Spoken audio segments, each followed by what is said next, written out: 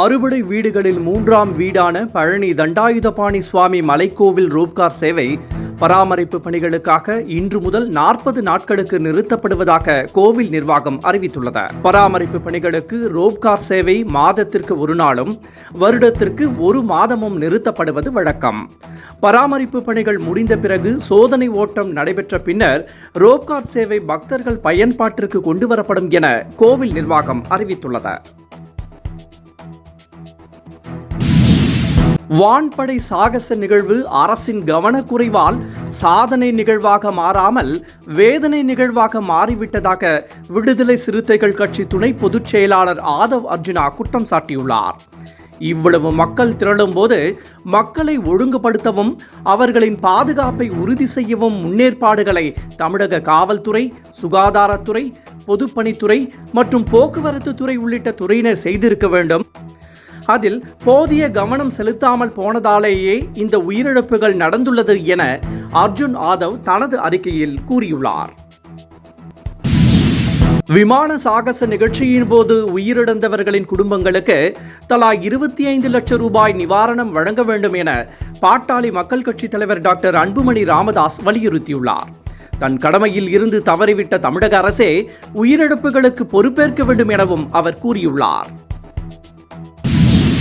பாஜக உறுப்பினர் சேர்க்கை நிகழ்ச்சியை தொடங்கி வைக்க இன்று திருவாரூர் வந்த மத்திய நிதியமைச்சர் நிர்மலா சீதாராமன் பிரசித்தி பெற்ற திருவாரூர் தியாகராஜர் கோவிலுக்கு சென்று சுவாமி தரிசனம் செய்தார். அவருக்கு கோவில் நிர்வாகம் சார்பில் சிறப்பான வரவேற்பு அளிக்கப்பட்டது.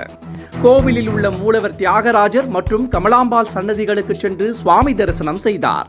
அப்போது அர்ச்சகர்கள் வேத மந்திரங்கள் முழங்க தீபாராதனைகள் காண்பித்தனர். பின்னர் அவருக்கு சிறப்பு பிரசாதங்கள் வழங்கப்பட்டன. நேற்று வெயிலின் தாக்கம் கொடூரமாக இருந்ததால்தான் 5 பேரும் உயிரிழந்தனர். அவர்கள் 5 பேரும் இறந்த பின்னர் தான் மருத்துவமனைக்கு கொண்டு செல்லப்பட்டனர் என தமிழக சுகாதாரம் மற்றும் மக்கள் நல்வாழ்வுத்துறை அமைச்சர் மா சுப்பிரமணியன் விளக்கமளித்துள்ளார். மருத்துவமனைக்கு அழைத்துச் சென்ற பிறகு யாரும் உயிரிழக்கவில்லை என கூறிய அமைச்சர் மா சுப்பிரமணியன் உயிரிழப்பு வருத்தம் தருவதாகவும் இதனை அரசியல் செய்ய நினைக்கக்கூடாது எனவும் கேட்டுக்கொண்டுள்ளார்.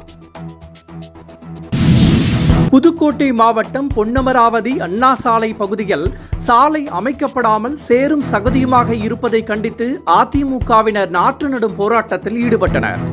பொன்னமராவதி அண்ணா சாலை பகுதியில் கூட்டு குடிநீர் திட்ட பணிகள் நடைபெற்று குழாய் பதிக்கப்பட்ட நிலையில் இன்னும் சாலை அமைக்கப்படாததால் குண்டும் குடியுமாக காணப்படுவதுடன் சமீபத்தில் பெய்த மழையில் சேரும் சகதியுமாக மாறியுள்ளது.